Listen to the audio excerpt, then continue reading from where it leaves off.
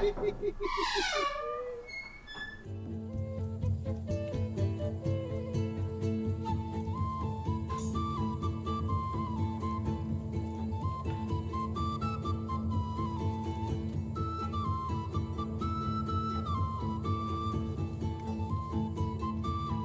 at it, brothers. Isn't it beautiful? Our castle. All our gems and our jewels stacked up. Hello and welcome back. If you're new to this series, I never say welcome.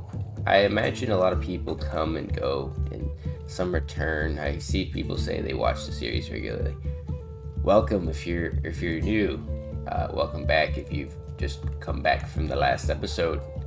As you know, we are trying to build up the greatest army this side of the frickin' continent here, but we are weak. We're still weak, very weak. The whole city as a whole, is doing really well. What was I gonna do? Check the services. So if I look at the services, I've got 93%, and I had mentioned before this because there's 52% wells and 41% baths. There's enough wells and baths throughout the city to make them all happy. But you can see 84% here, 77% from the canteens that I have. So you can see this empty space here. I placed a canteen here instead, and I could easily build another one right over here. And that would cover the needs of this entire area. Matter of fact, I think I should do that right now. And the canteen, because it's giving them cooked foods, and this little warehouse here is to support that, should have some coal in there. It keeps people more fed longer, or better fed longer. So in the long term, we're gonna have canteens everywhere and remove this eatery and this eatery. These two eateries have to go. So I'll probably just end up replacing this one with a canteen, and maybe this one with a canteen, or even a tavern, because there's no tavern over this side of the city. We are making a lot of brews. I have haulers delivering fruit, coal, and pottery to the front of the brewer, and I have them maxed out on workers right now. They make 417 per day. They have a nobleman, one of these stinky noblemen. His job is to, which one is it? Brewers right here. He boosts breweries. He also boosts bakeries and ration makers. So he gives us a boost on all of our bakeries and ration makers. And our bakers are making 1,200 per day. That's slow. I've seen them make upwards of 2,000 per day when this has grain in it, but right now we don't have any grain, so I'm gonna have to make a new field when the harvest comes right next door. But on the home front, we're doing really well, and we're getting imports of fish and other items like wood. And the nice part about the imports is that you can see I'm getting like 1,000 in taxes from their wood and 500 in fish. That just comes like casually. So over time, I'm just going to keep accumulating so much that I don't need to actually harvest much on my home front, and I can focus on just solely production. And the ultimate goal is to catch up over here and fill this out. Dig the mountain and have something very akin to this side, but more condensed on that side. And I think I'll probably have a wide variety of different jobs in here, but they'll be mostly Dundarian jobs. We need to figure out a better way to make our weapons faster.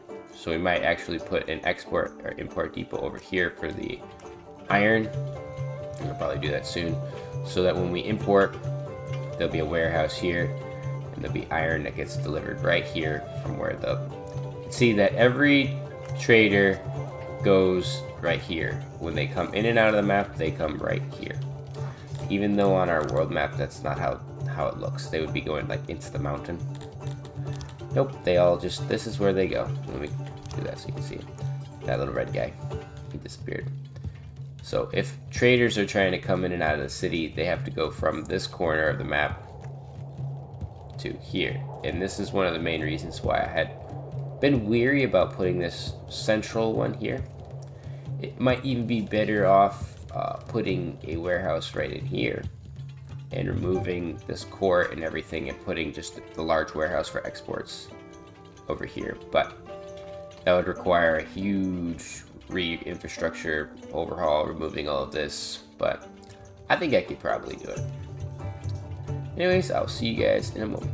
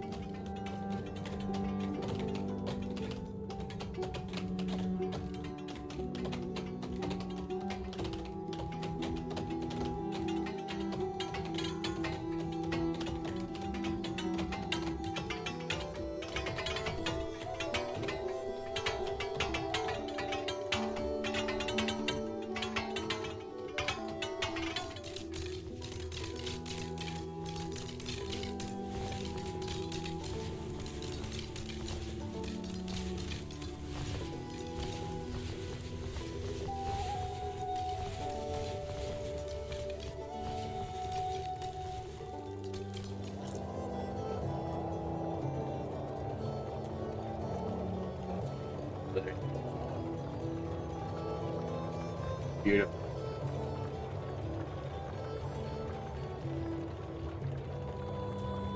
Look at it, brothers. Look how beautiful it is.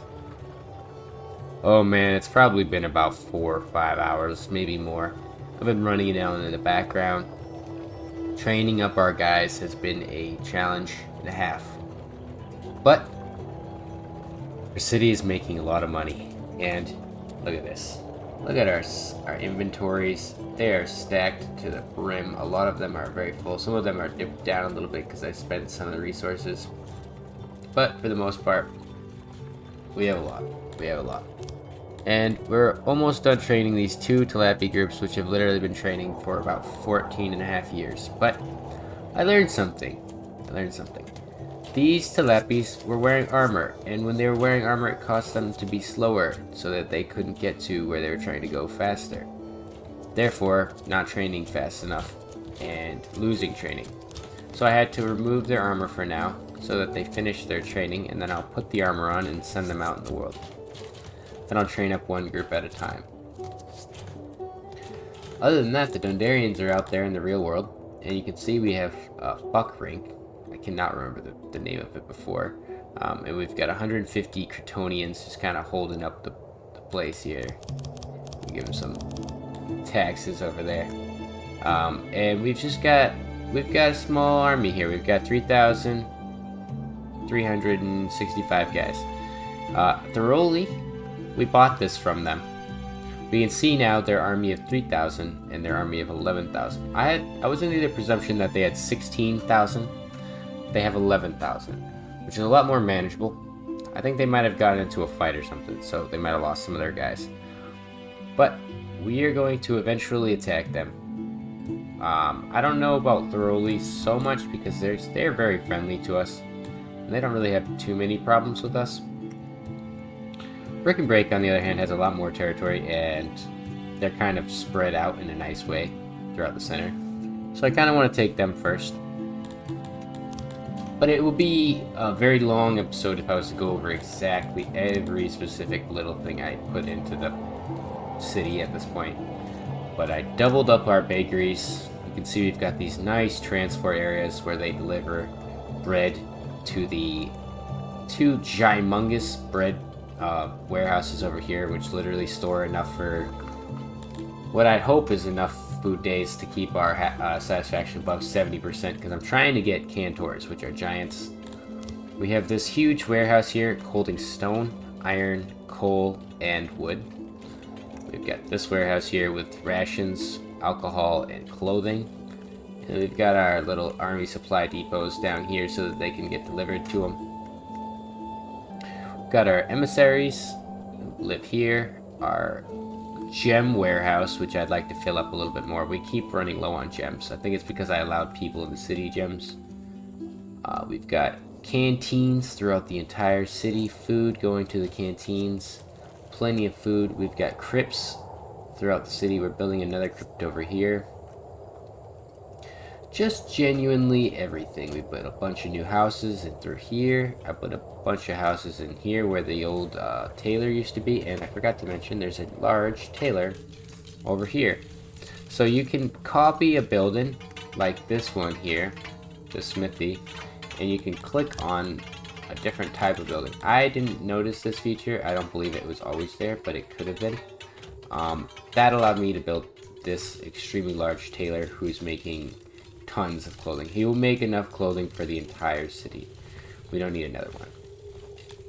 Speaking of which, I did not like the way this looked. Fill that in.